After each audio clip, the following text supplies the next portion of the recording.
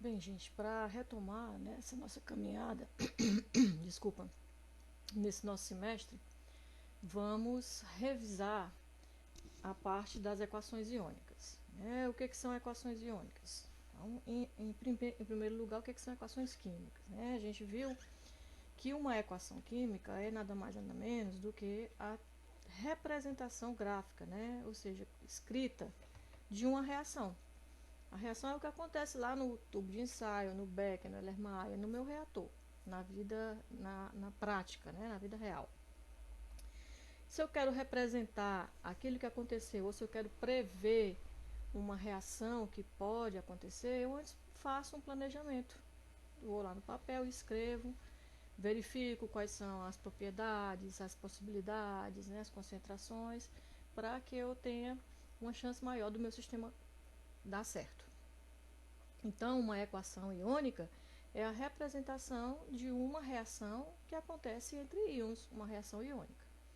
Tá? E como é que a gente vai saber se esses íons estão lá na solução? Então, em primeiro lugar, a gente precisa rever alguns conceitos. O primeiro deles é definir um eletrólito. O que é um eletrólito? É uma substância, qualquer que seja ela, que quando eu coloco num solvente, para nós aqui da química analítica, preferencialmente esse solvente é a água. Nós trabalhamos preferencialmente com soluções aquosas, especialmente aqui na química analítica qualitativa. Então, quando eu coloco essa substância em água, ela se solubiliza e ao se solubilizar, ela rompe as suas ligações, ela separa os seus componentes, né? Ela se dissocia, ela vai sofrer um processo que a gente chama de dissociação, né? E nesse rompimento de ligações, nessa separação dos seus componentes, ela vai gerar partículas carregadas, positivamente, que são os cátions, e negativamente, que são os ânions. Ou seja, ela gera íons. Por isso, essa dissociação também pode ser chamada de ionização. Então, ó, é toda substância que dissociada ou ionizada pela adição de um solvente vai originar esses íons. Vai liberar seus cátions e seus ânions. Na prática, a gente sabe se uma substância é um eletrólito medindo a capacidade dessa solução resultante de conduzir eletricidade. Então, toda solução que conduz eletricidade é uma solução que contém nela um eletrólito. Na teoria, a gente não precisa se preocupar, ou seja, lá no papel, né, eu estou tentando prever uma reação. Como é que eu vou saber se aquela substância que eu quero misturar para reagir é um eletrólito?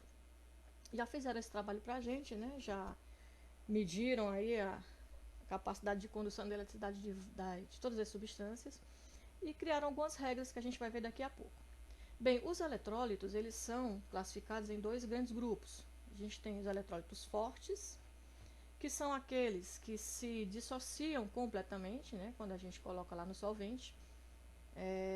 Podemos dizer em termos gerais assim, vamos supor que eu coloquei numa quantidade adequada de solvente 10 mols da substância X. Se ela for um eletrólito forte, ela vai originar 10 mols do cátion da substância X e 10 mols do ânion da substância X lá no meio daquela solução.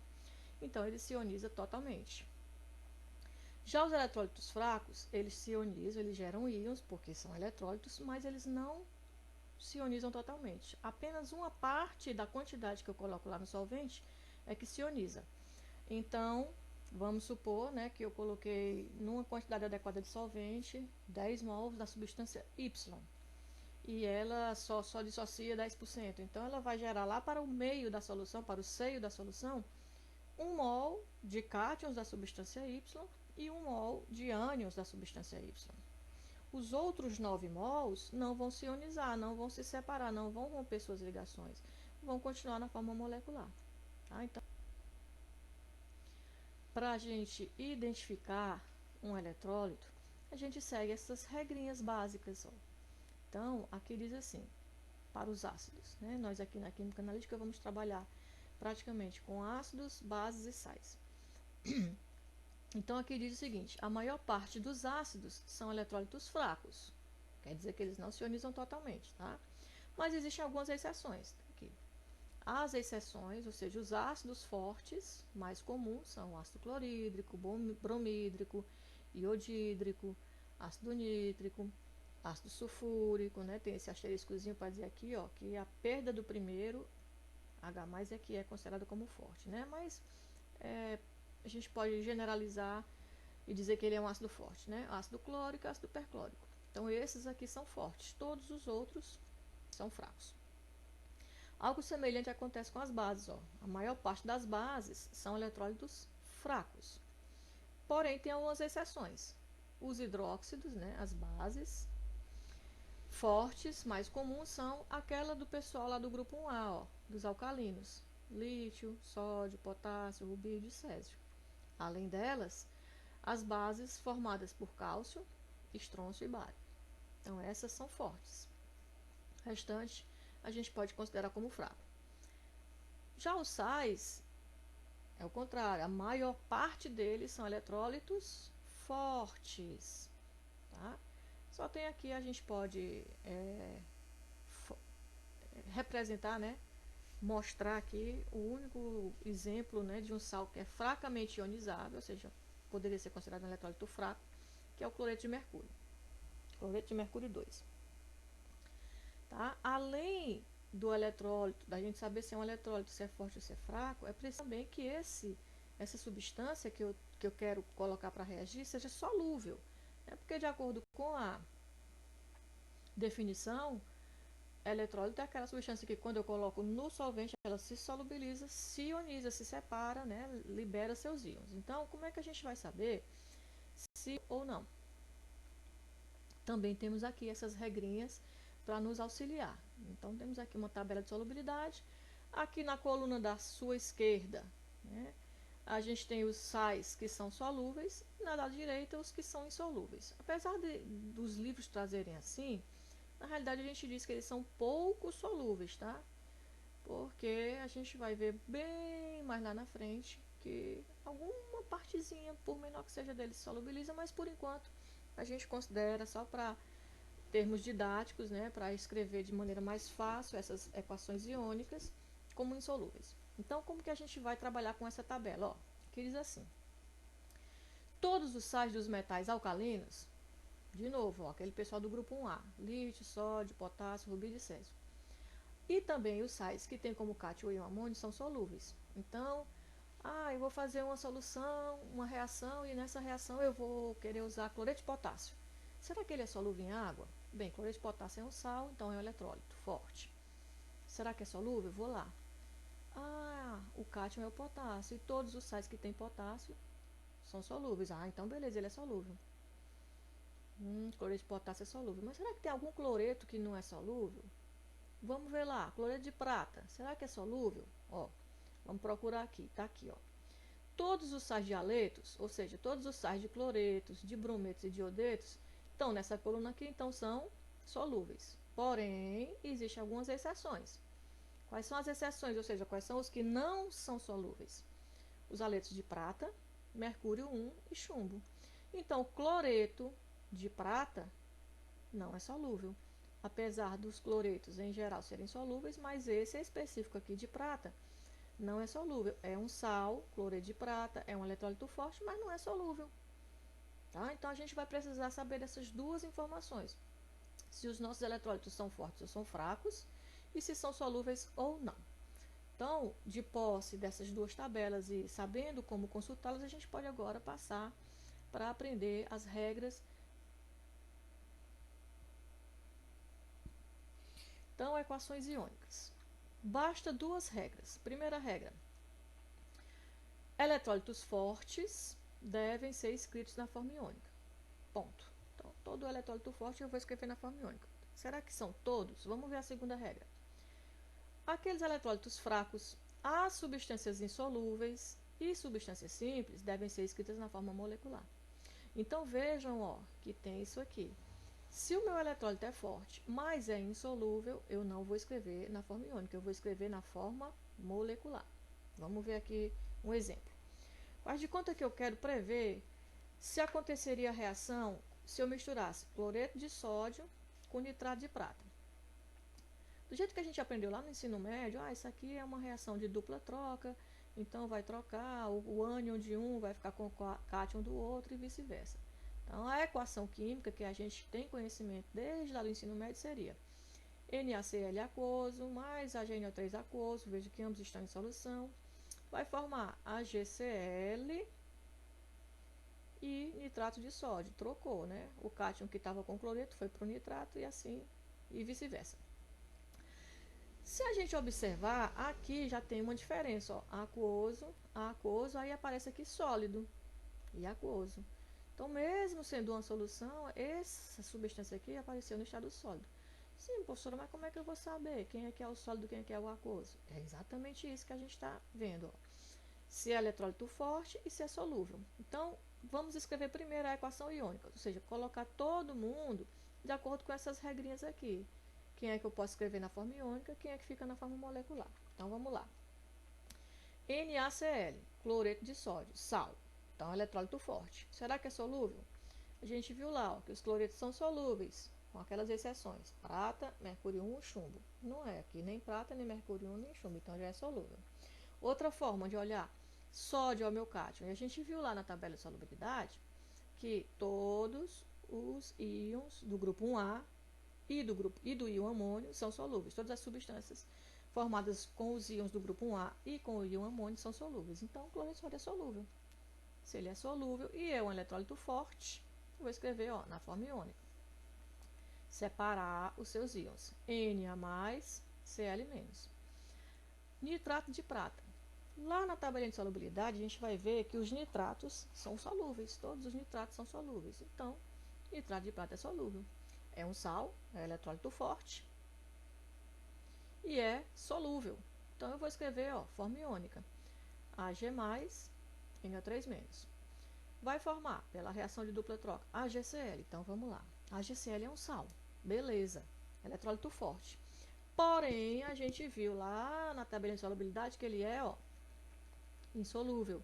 Então, eu escrevo na forma molecular. Então, está aqui, AgCl. Não vou separar os seus íons.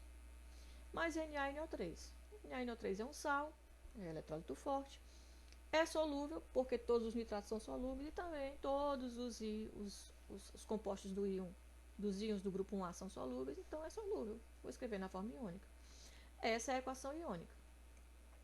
Para nós da Química Analítica 1, mais importante ainda, né, além da equação iônica, é a chamada equação iônica reduzida ou essencial. Essa equação ela vai mostrar somente os íons que estão sofrendo o fenômeno químico, que estão se transformando, que estão mudando de condição. Se a gente observar aqui, a gente tem 4 íons, o íon sódio, o íon cloreto, o íon prata e o íon nitrato. Porém, desses reagentes aqui, só quem aparece em formato diferente lá nos produtos são o íon prata, que aqui estava na forma iônica e aqui está na forma molecular. E o íon cloreto, que aqui também aparecia na forma iônica e aqui também aparece na forma molecular. Vejam que o íon sódio aparece na forma iônica tanto nos reagentes quanto nos produtos. Assim também como o íon nitrato. Forma iônica tanto nos reagentes quanto nos produtos. Então, esses dois, o sódio e o nitrato, não mudaram nada. Se não mudaram, não sofreram transformação. Se não sofreram transformação na estrutura da matéria, não sofreram fenômeno químico, não sofreram reação. Então, só quem reagiu foi o íon prata, o íon cloreto, que se juntaram e formaram a AgCl. Estavam solubilizados, estavam no estado aquoso, e se juntaram e separaram da solução, foram para o estado sólido. Então, a equação essencial é Ag+, mais Cl-, produzindo AgCl sólido, que é um precipitado. Qual é a importância dessa reação, dessa equação? Porque daqui para frente eu já sei que sempre que o íon prata se encontrar com o íon cloreto em solução, ele vai se separar da solução formando um precipitado de AgCl, que é um precipitado branco característico, grumoso. Então, eu já sei, se eu tiver uma amostra, eu quero saber se naquela minha amostra tem íon prata presente. Eu solubilizo a minha amostra e pingo ali alguma solução que tenha cloreto. Se formar um precipitado branco, provavelmente é AgCl. Mesmo jeito contrário, quero saber se na minha amostra tem cloreto. Pego a minha amostra, solubilizo e pingo lá, ou misturo a minha amostra, a minha solução à amostra, alguma solução que contenha íon prata. Formou um precipitado branco, provavelmente é cloreto de prata. Então tem cloreto lá na minha amostra. E esses dois íons que não sofreram transformação, o sódio e o nitrato, ó, eles estão presentes no sistema, tá? Eles não sumiram, né? Lavoisier diz, nada se perde, nada se cria, tudo se transforma. Só que eles estão lá, não se transformaram. Então a gente os classifica como íons espectadores, estão lá só assistindo a reação acontecer entre o íon prata e o íon cloreto, tá? Então, para essa reação, a equação iônica essencial é Ag+, Cl-, formando o precipitado de AgCl, e os íons espectadores são os íons sódio e nitrato. Bem, coloquei aqui um exemplo, coloquei aqui esse exemplo para a gente praticar, tá? Aqui se pede, escreva as equações química, iônica e essencial, identificando os íons espectadores resultantes quando se mistura sulfato de cobre com hidróxido de potássio em solução aquosa e que tudo esteja devidamente ajustado. Então, nós temos lá no nosso meio reator, a gente quer prever como será a reação quando eu misturar sulfato de cobre e hidróxido de potássio. A equação química que a gente aprende lá no ensino médio de dupla troca é sulfato de cobre mais hidróxido de potássio, formando hidróxido de cobre mais sulfato de potássio. Se a gente observar, para cada cobre que vai se transformar, eu preciso de duas hidroxilas, CuOH2. Tá? Então, eu vou precisar de 2 mols de hidróxido de potássio, porque no hidróxido de potássio só tem uma hidroxila. Tá? Então, por isso eu tenho que colocar esse 2 aqui. Vamos lá. A equação iônica. Sulfato de cobre é sal. Eletrólito forte. Vou lá na tabela de solubilidade e vejo que ele é solúvel. Então, eu escrevo na forma iônica. Cobre mais 2, mais sulfato 2 menos. Lá no meio eu tenho hidróxido de potássio, é uma base. As bases são fracas, mas as exceções são as bases do grupo 1A. Potássio é do grupo 1A, então é base forte. Escrevo na forma iônica. Como eu tenho eletrólito forte, se ioniza totalmente. Se eu tenho 2 mols de hidróxido de potássio, vou gerar 2 mols do íon potássio e 2 mols do íon hidroxila. Então, coloquei aqui. Vai produzir hidróxido de cobre. Eu vou lá e digo, hidróxido é uma base. Base fraca. Não é do grupo 1A, nem é o cálcio, nem é o estrôncio, nem é o bário. Então, é uma base fraca. Se é um eletrólito fraco, eu escrevo na forma molecular. Então, tá aqui, hidróxido de cobre. Mais sulfato de potássio, sal, então é eletrólito forte. E é solúvel, né? Todos os sais dos íons do grupo 1A são solúveis. Escreve na forma iônica, tá? Toda equação iônica, ela sempre vai formar pelo menos uma substância que ou é eletrólito fraco ou é uma substância insolúvel. É essa que vai lá como produto da reação iônica essencial, tá bom? Então, a equação iônica essencial é só o pessoal que está se transformando, o pessoal que está reagindo. Quem é? O íon cobre e os íons hidroxila. 1 mol de íon cobre reage com 2 mols de íon hidroxila e forma 1 mol de hidróxido de cobre sólido. É também um precipitado. Quem é que estava lá no meio e que não se transformou? Só assistiu à reação. Quem são os meus íons espectadores? O íon sulfato e o íon potássio. Então, aqui estão os meus íons espectadores. Então, aqui são as regras e as formas da gente escrever as equações iônicas e prever se uma substância vai ou não reagir com outra, o que é que ela vai formar, quais são as características dessa substância formada. Por exemplo, o hidróxido de cobre é um precipitado gelatinoso, azulado, então a gente já desconfia que é ele. Se quiser saber se é ele mesmo, aí vai para outros testes que a gente vai aprender lá na prática futuramente. Tá? Então, com isso, a gente reviu como que faz para escrever equações iônicas. E no próximo vídeo a gente vai retomar a parte de ajuste de equações, né? Presencialmente a gente já tinha feito o método da oxirredução, vamos rever e vamos aprender o método do íon elétron, que é aquele que leva em consideração o pH.